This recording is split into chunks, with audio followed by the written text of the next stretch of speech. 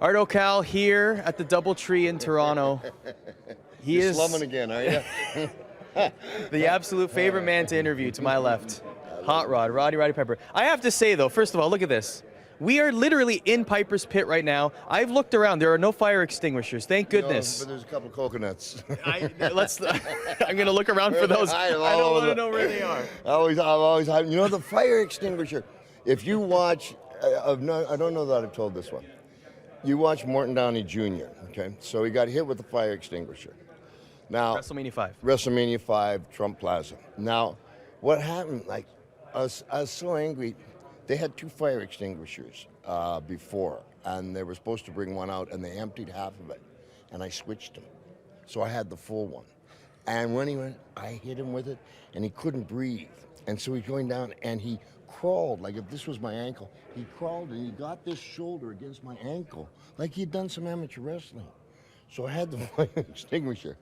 And I lifted it up, and I was going to bring it down on him. And you listen, Gorilla Monsoon goes, "No, Roddy!" I'll go now. True story. You know, And he's sitting up in the second level, isn't he at WrestleMania 5?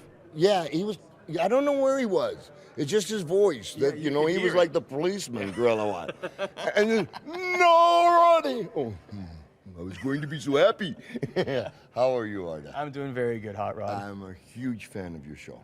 You're a huge fan. I'm a huge fan of yours. Come on. It's always good stuff. You know. I appreciate it. Thank you. Keep it real. You're here in Toronto. So many memories in Toronto. I want to bring up one memory in particular. WrestleMania 6. Here you are. WrestleMania cart coming to the ring. Yeah. Half of you, Roddy Piper. Other half of you, painted completely black. Give us the backstory. Okay.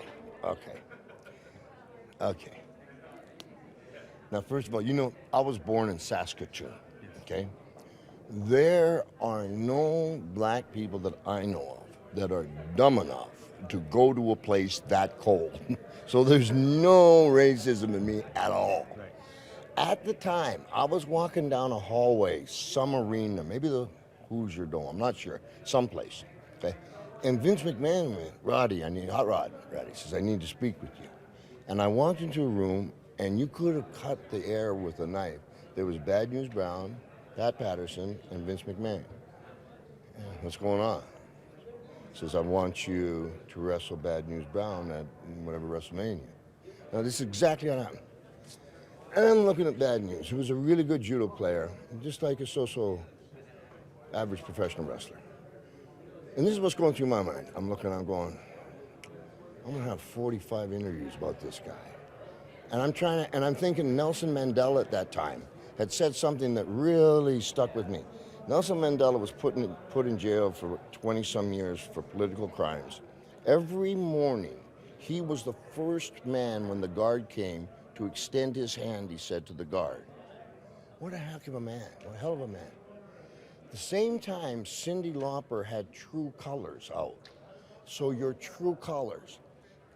In my mind, what I was trying to do was, there is no difference. I needed material on Bad News Brown, okay? Because I had so many, and I did something, I sang True Colors, and I did a thing about Nelson Mandela, but they don't seem to remember that. Now, the thing I didn't do so well was when I came down on the cart, I was going like this. Well, I was pretending to be Michael Jackson. But, I don't quite dance like Michael does, I guess. All right? So just about the same thing, same reaction as I got from you. Nothing as I came, and I had this match. I came back. The stuff that they had painted me with, Vince McMahon had made special, so when I broke a sweat, it wouldn't come off.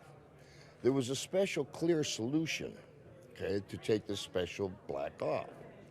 When I got there, the lady started rubbing my cheek, and after about 5 minutes, it started bleeding. Andre the Giant and Arnie Skolin had taken that solution, poured it out, and put water in there. Now, I'm in Toronto, half black. I decided nothing much to do other than go out drinking. So I go, and I'm drinking.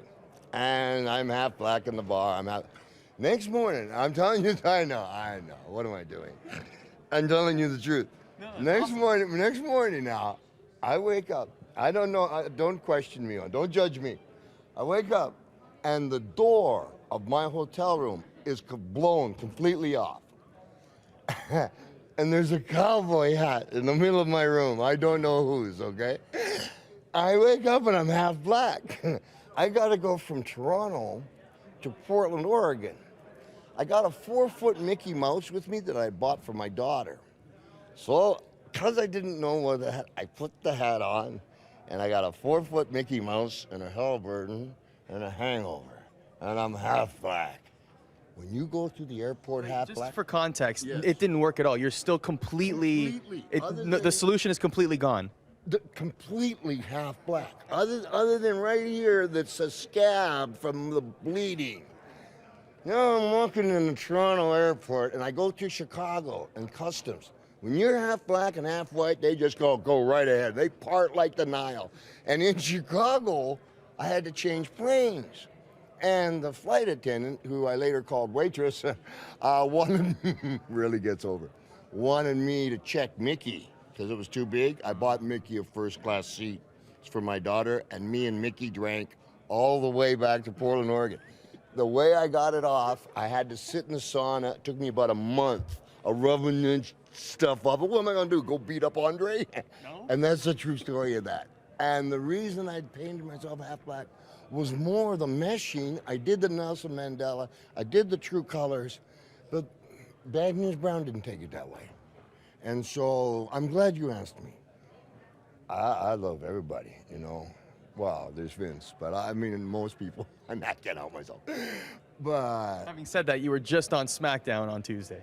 yeah, I know, man. And he even said hi to me, you know, which is unusual. Usually it means I'm getting fired. I'm the most fired wrestler, too, like 5 times. And I did it on SmackDown with kid Daniel Bryan. And I got to give him a lot of credit. You know, I like it when they stand in there. The new generation, that little girl, AJ, was real nervous. And everybody gets nervous when they're going to come on the pit. You know, it's like, now what do you want to do? You know, hi, have a nice day. I'm nervous. I'm glad we have a rapport because otherwise...